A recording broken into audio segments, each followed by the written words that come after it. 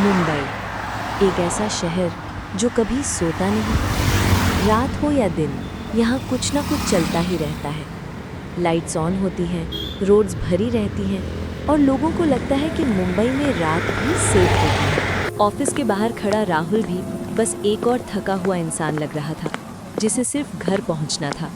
Phone हाथ में आते ही उसके चेहरे का एक्सप्रेशन बदल गया। बैटरी लो थी और इस वक्त ये एक अच्छी न्यूज़ नहीं थी। स्टेशन की तरफ चलते हुए राहुल बार बार पीछे देख रहा था, जैसे उसे खुद भी समझ नहीं आ रहा था कि वो अलर्ट क्यों हो रहा है। प्लेटफॉर्म पर पहुंचकर उसे एक चीज़ सबसे ज़्यादा चुभी। यहाँ कोई नहीं था, बस खाली स्पेस और एक अजीब सा सन्नाटा। राहुल ने सर ऊपर उठाकर अनाउंसमेंट स्पीकर की तरफ देखा। उसे लग रहा था जैसे कोई आवाज़ आने वाली हो, पर हवा बिल्कुल शांत थी। क्लॉक पर नज़र पड़ी, रात के 1:38। इतनी रात में स्टेशन का इतना खाली होना नॉर्मल नहीं लग रहा था। राहुल धीरे धीरे पटरी के पास आया। अंधेरे टनल से ठंडी हवा आ रही थी और उस हवा के साथ एक अजीब सा प्रेशर। अचानक एक ट्रेन प्लेटफॉर्म पर घुस आई। न हॉर्न, न आवाज़, सिर्फ मेटल का खामोश सा चलना। दरवाजे पर खड़े होकर राहुल रुक गया। उसका मन कह रहा था चढ़ जाओ, पर दिमाग अभी भी हेजिटेट कर रहा था। आखिर वो ट्रेन के अंदर बैठ गया। सीट ठंडी थी और पूरा कोच कुछ ज्यादा ही शांत। राहुल ने चारों तरफ देखा। कुछ लोग बैठे हुए थे, पर उनके चेहरों पर कोई इमोशन नहीं था। उसकी नज़र धीरे धीरे नीचे गई और वहीं पर उसे पहली बार लगा कि कुछ बहुत गलत है। उसने जोरदार थूक निकला। दिल तेज चल रहा था, पर वो खुद को शांत रखने की कोशिश कर रहा था। राहुल धीरे से खड़ा हुआ। लाइट हल्की हल्की फ्लिकर कर रही थी, जैसे कोच भी अनस्टेबल हो। दरवाजे की तरफ देखते ही उसका डर और बढ़ गया। बाहर का अंधेरा और गहरा होता जा रहा था। उसने अपनी नज़र फिर से नीचे झुकाई। इस बार कंफ्यूजन नहीं, सीधा डिस्कम्फर्ट महसूस हो रहा था। उसने क्लियरली देख लिया था, कुछ पैर जमीन को छू ही नहीं रहे थे। ये इमेजिनेशन नहीं थी। राहुल की सांसें हल्की और तेज हो गई। अब डर छुपाने का कोई फायदा नहीं था।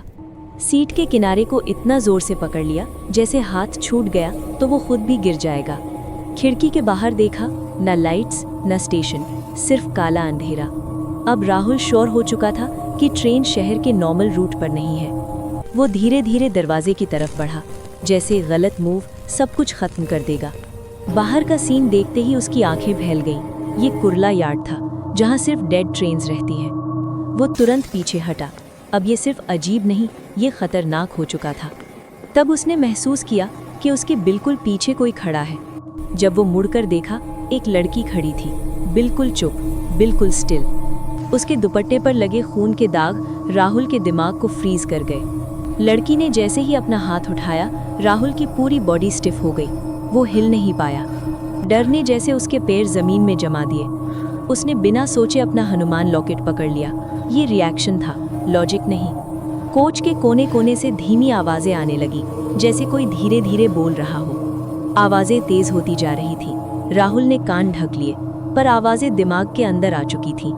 अब उसे समझ आ गया था कि ये ट्रेन नॉर्मल नहीं और ये सफ़र भी नहीं। तब उसने भारी कदमों की आवाज़ सुनी। हर कदम के साथ डर और पास आ रहा था। एंट्रेंस से एक फिगर अंदर आया, टिकट कलेक्टर, पर इंसान जैसा नहीं। राहुल की आंखें उस पर ही जम गईं। चेहरा अधूरा था और आंखों में कुछ जिंदा नहीं था। हाथ जेब में गया, पर उंगलियां इतनी कांप रही थी कि कुछ पकड़ नहीं पा रहा था। अचानक उसने राहुल का हाथ पकड़ लिया। वो स्पर्श ठंडा नहीं, बल्कि बेजान था। राहुल चीखना चाहता था, पर आवाज़ निकल ही नहीं रही थी, बस आंखें और डर। इसी झटके में लॉकेट नीचे गिर गया। उस पल जैसे हवा का प्रेशर बदल गया। पकड़ धीरे धीरे ढीली पड़ी। राहुल को खुद समझ नहीं आया ये कैसे हुआ। उसने दरवाजे की तरफ देखा। अब सिर्फ एक ही चीज़ मैटर करती थी, बाहर निकलना। वो दौड़ पड़ा। कोच जैसे उसे पकड़ने की कोशिश कर रहा हो। अगला पल वो चलती ट्रेन से कूद चुका था। जमीन पर गिरते ही सारी हवा निकल गई। दर्द था, पर जिंदा होने का। जब आंखें खुली, सुबह हो चुकी थी और सब कुछ शांत था। राहुल धीरे से उठा। लॉकेट अभी भी उसके हाथ में था, पर हाथ कांप रहे थे। उसने पटरियों की तरफ देखा, न ट्रेन न कोई आवाज़। वो वहां से चला गया, पर वो सफ़र उसके साथ ही रह गया। अगर आप कभी कुर्ला यार्ड के पास रात के बाद बिना आवाज़ की लोकल देखें, तो उसमें चढ़ने की गलती मत करना, क्योंकि कुछ ट्रेन्स घर नहीं ले जाती।